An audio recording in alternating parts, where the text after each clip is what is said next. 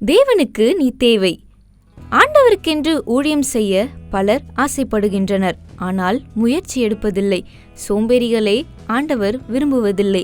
முயற்சி செய்பவர்களை தான் தேவன் நேசிக்கிறார். அவர்கள் முயற்சிகளையும் அங்கீகரிக்கிறார். 1932 ஆண்டு இங்கிலாந்திலிருந்து சீனா சென்றடைவதற்குள் எத்தனையோ தடைகள், வழியிலே ஏமாற்றங்கள், அத்தனையும் தாண்டி எதிர்நீச்சல் போட்டு வெற்றியுடன் சீனா வந்தடைந்தார் கிளாடிஸ். திருமதி லாங்சன் அவர்கள் உதவியுடன் தங்கள் பணியை தொடர ஆரம்பித்தார். சீன மொழியை கடினப்பட்டு படித்து முடித்தார். சீன மக்களுக்கு புரியும் வண்ணம் செய்திகளை கதை போல் கூறி கிறிஸ்துவை அவர்கள் உள்ளத்தில் ஜொலிக்க செய்தார்.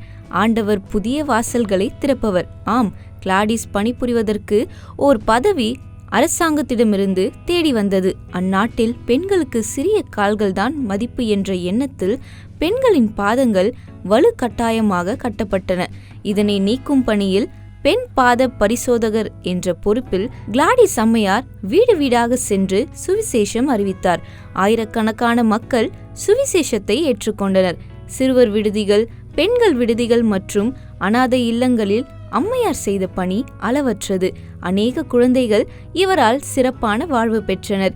ஜப்பானியர் சீனாவை தாக்கிய போது சிறப்பான பணி செய்து ஆயிரக்கணக்கான குழந்தைகளை பாதுகாப்பான இடத்திற்கு வழிநடத்தினார்.